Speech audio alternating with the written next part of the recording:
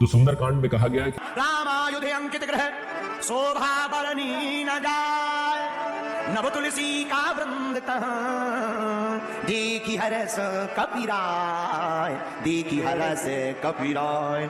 वो महल जो श्री राम जी के आयुध धनुष बाण के चिन्हों से अंकित था, उसकी शोभा वर्णित नहीं की जा सकती। नवीन नवीन तुलसी के वृक्ष समूहों को देखकर के कपिराज श्री हनुमान जी हर्षित होते हैं। इस प्रसंग से सीखिए कि छोटे से छोटे विवरण पर भी, छोटी से छोटी डिटेल पर भी ध्यान देना चाहिए और तार्किक रूप से जीवन में सोचना चाहिए। आगे प्रसंग आता है कि विभीषण जी समझाते हैं कि वो प्रभु से प्रेम करते हैं, उनका अनुसरण करते हैं, चाहे वो राक्षसों के बीच में रहते हो, लेकिन एक जीव जैसे दांतों से घिरी हुई रहती है, वैसे ही वो राक्षसों के बीच में रहते हुए भी प्रभु का जो है सुमिरन करते रहते हैं। सुनहु पवन सुत रहनी हमारी, जिमि दस ननी वहु जीव बिचारी, तात कबहु मोहि जानी अनाथा, करी हहि कृपा भानुकुल नाथा। विभीषण जी कहते हैं सुंदरकांड में कि हे पवन पुत्र मेरी रहनी सुनिए, मैं यहाँ वैसे ही रहता हूँ जैसे दांतों के बीच में बेचारी जीव रहती है। हे तात मुझे अनाथ जानकर क्या सूर्य कुल के नाथ श्री रामचंद्र जी कभी मुझ पर कृपा करेंगे।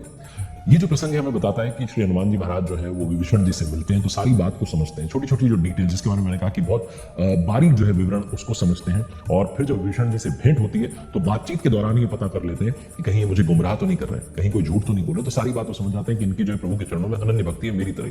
फिर वो पूछते हैं कि सीता जी कहाँ है, माता सीता को जो है मैं ढूंढते हुए आया हूँ, तो बता देते हैं कि आप जाइए अशोक वाटिका में। और उसके बाद जब वो अशोक वाटिका में पहुंच जाते हैं हनुमान जी महाराज, तो फिर एक प्रसंग आता है। श्री हनुमान जी महाराज अशोक वाटिका में पहुंच जाते हैं, माता सीता का ध्यानपूर्वक दर्शन करते हैं, पेड़ पर बैठ जाते हैं, भगवान श्री राम जी की स्तुति करते हैं और फिर माता सीता जी के सामने भगवान श्री राम की जो मुद्रिका थी, अंगूठी थी, उसे गिरा देते हैं। कपि करि हृदय विचार, दीन ही मुद्रिका डारी तब, जनो अशोक अंगार दीन, हर्षी उठी कर गहे।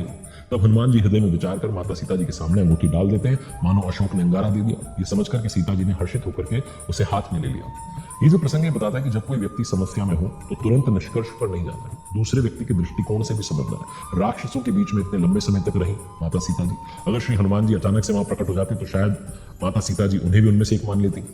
इसके बजाय उन्होंने भगवान श्री राम जी की स्तुति गाकर के सुकून का जो है वातावरण बनाया और फिर जो है प्रूफ के रूप में जो है भगवान जी की जो अंगूठी थी उसे देकर के माता सीता जी का विश्वास उन्होंने प्राप्त किया। आगे प्रसंग आता है कि जब माता सीता जी को कहते हैं कि प्रभु श्री राम आने वाले हैं और बहुत जल्दी जो है युद्ध शुरू होगा, उन्होंने मुझे दूध बना करके यहाँ भेजा है। जब माता सीता जी सारी बात समझ जाती हैं, उसके बाद हनुमान जी कहते हैं कि मुझे भूख लगी, मैं थोड़ा भोजन कर लेता हूँ। तो वहीं पर वो फल जो है तोड़ने लगते हैं अशोक वाटिका में और तब जो है रावण को पता चलता है, वो अपने पुत्र को भेजता है अक्षय कुमार को, पहले उसका वध कर देते हैं हनुमान जी, उसके बाद वो मेघनाथ को भेजता है। तो वहां एक प्रसंग आता है, मेघनाथ और श्री हनुमान जी का भीषण युद्ध प्रारंभ हुआ।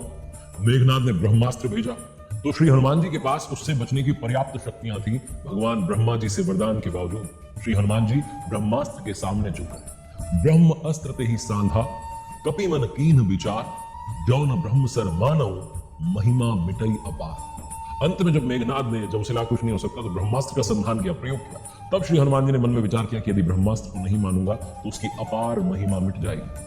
सीखने वाली बात यह है कि दूसरों की शक्तियों का, ज्ञान का सम्मान कीजिए।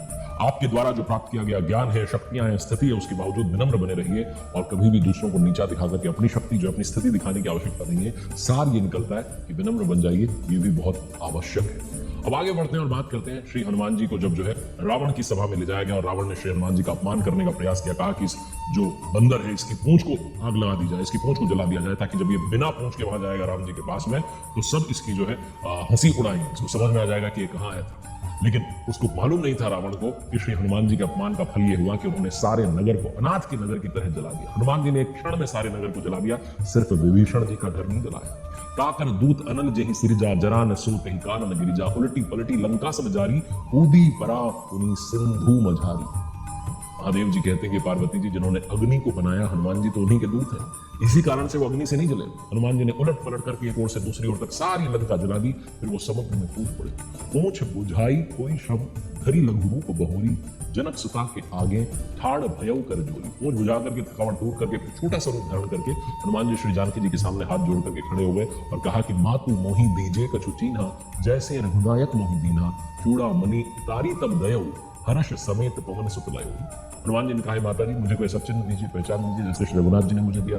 तब सीता जी ने जो है चूड़ामणि उतार करके दी, हनुमान जी ने उसको हर्षपूर्वक ले लिया। हनुमान जी जानते थे कि भगवान राम जी के पास जो है मुझे जाना है और जब वो सेना के साथ में यहाँ लंका में आएंगे तो इसकी उनकी मदद करने के लिए जो महत्वपूर्ण स्थान थे उनको जला दिया। सारी लंका का नक्शा जो है, सारा मैप जो है अपने दिमाग में समझ लिया और उसे सेव कर लिया। कहने का सार ये है कि श्री हनुमान जी ने जो लंका जलाई, इस प्रसंग में भी बहुत बड़ी सीख छुपी हुई है कि सावधानी से सारी जो उन्होंने स्टडी कर ली थी, प्लानिंग कर ली थी कि जब आएंगे तो किस तरीके से युद्ध लड़ना है। किसी भी काम को पूरा करने के लिए अंतिम क्षण तक भी प्रतीक्षा नहीं करनी चाहिए। अब आप बढ़ते हैं आगे इस प्रसंग में। सुंदरकांड में श्री हनुमान जी जब भगवान राम जी द्वारा सौंपे गए कार्य को पूरा करके वापस आए और सीता जी का संदेश दिया, चूड़ामणि दी, तब भगवान राम जी अपने अनुकरणीय कार्य के लिए, जो बेहतरीन कार्य किया, श्री हनुमान जी को उन्होंने पुरस्कृत किया। तो श्री हनुमान जी ने कहा कि प्रभु, ये सारा कार्य मैं इसलिए कर पाया क्योंकि आपके श्री चरण कमल जो है उनको मैंने अपने मस्तिष्क में रखा हुआ था, अपने दिमाग में रखा हुआ था, और आप ही की कृपा के कारण जो है ये सारा कार्य सफल हुआ।